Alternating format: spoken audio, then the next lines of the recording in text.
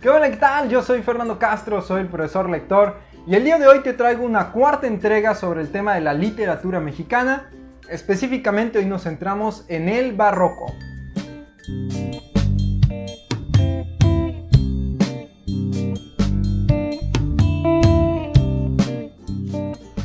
El barroco fue un movimiento artístico que, hablando específicamente de la literatura en la Nueva España, empezó a dar luces a principios de los años 1600, pero no fue hasta finales de ese mismo siglo e inicios del 18 cuando tuvo realmente su esplendor.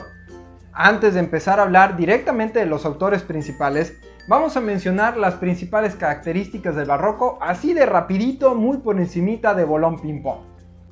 Número 1. El contraste. Característica básica del barroco y siempre permanente en su versión americana, se puede expresar por medio de paradojas o paralelismos antitéticos, es decir, frases que aparentemente se están contradiciendo, pero que no es así.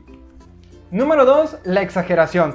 En el barroco podemos ver cómo a veces las virtudes de las personas son descritas como los más altos atributos divinos o los paisajes son auténticos paraísos en la tierra. Y número 3. El factor moralizante. Como lo vamos a ver a continuación con algunos autores, muchas de sus obras buscaban dejar una reflexión moral. Y vamos a comenzar la lista de autores con nada más y nada menos que Juan Ruiz de Alarcón. Nacido en Taxco, no se sabe con exactitud si en 1580, 81, pero por ahí. Pasó toda su juventud en México, luego viaja a España a buscar suerte, se regresa después de unos años, estudia aquí su licenciatura y finalmente vuelve a viajar al viejo continente para nunca más volver.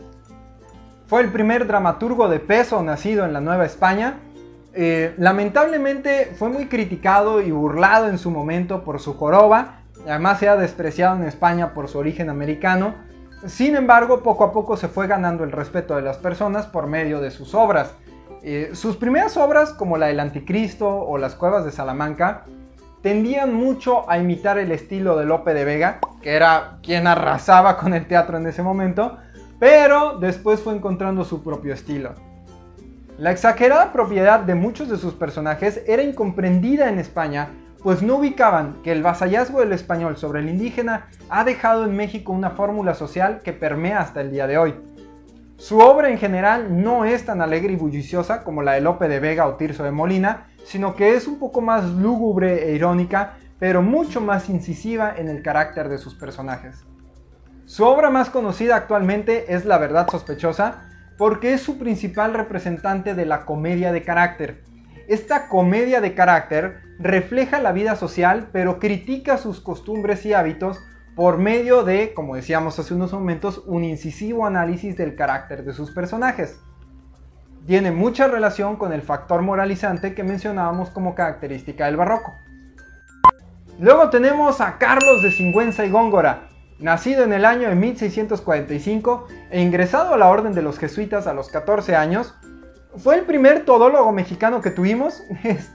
Escribió poesía, sí, pero también escribió de ciencias, matemáticas, astronomía, historia y hasta filosofía. En 1692 fue el héroe intelectual de México porque un grupo de ciudadanos insubordinados decidieron quemar el edificio del cabildo de la ciudad y en cuanto este hombre se enteró, rápidamente acudió con varios de sus amigos y les pagó para que lo ayudaran a meterse al edificio y rescatar todos los libros y códices que se pudiera.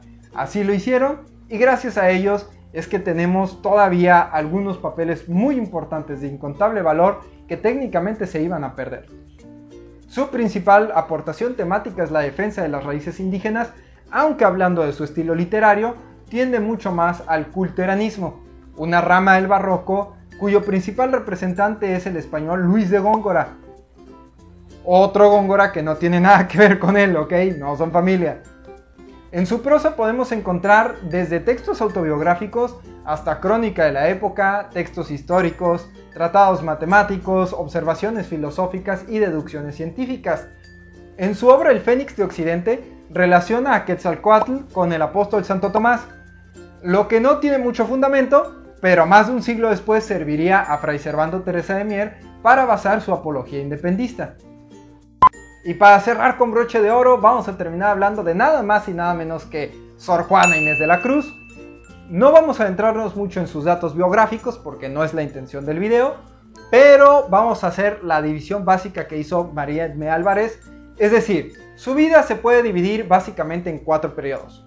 Número 1, su infancia, en la que ya se podía ver su rebelde y desordenado amor por el conocimiento. Número 2, su estadía en la corte virreinal, en la que ya empezaba a dar luces de su gran habilidad, pero donde no fue apreciada. Número 3, su estadía en el convento, que fue el único refugio que podía encontrar una mujer que no deseaba casarse en aquella época, sino que deseaba desarrollarse y crecer. Y número 4, su encierro, su enfermedad y su muerte. Como dramaturga escribió 2 comedias y 3 autos sacramentales con sus loas y sainetes correspondientes. Sus 2 comedias, que se llaman Amores más laberinto y Los empeños de una casa, así como también sus 3 autos sacramentales, tienen una clara influencia del español Pedro Calderón de la Barca y también de Juan Ruiz de Alarcón por su clara sobriedad. Respecto a su lírica, podemos decir que era polifacética, porque así como podía escribir de una forma muy rebuscada y elegante, adaptada al culteranismo de Luis de Góngora, también podía escribir con sencillez y claridad como lo hacía San Juan de la Cruz. Escribió todo tipo de poemas, la mayoría de ellos por encargo de sus superiores, muchos otros de manera meramente circunstancial, pero entre todos ellos los que más resaltan son sus poemas amorosos, porque en ellos se puede ver de forma descarnada y francamente muy viva para la época la manera de expresar emociones, sentimientos encontrados, pasiones y desamores.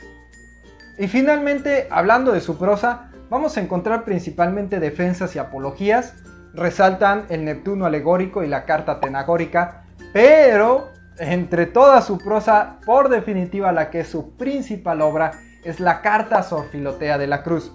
En ella parte de una base autobiográfica para defenderse de las órdenes superiores de dejar de estudiar sobre asuntos profanos, pero después va ampliando su tesis hacia el derecho de la mujer a estudiar y la forma en la que esto se puede lograr. No solamente es la principal obra en prosa de Sor Juana, sino es la principal obra en prosa del México de aquella época. Vale mencionar que de cualquiera de estos 3 autores podríamos hablar largo y tendido. Sin embargo, no es la intención de este video, que solo tiene fines de estudio básico.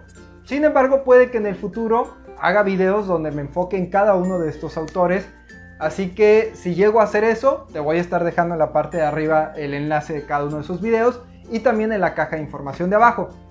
Por el momento eso es todo. Yo soy Fernando Castro, el profesor lector. Te deseo que Dios te bendiga y que nos estemos viendo próximamente con más videos.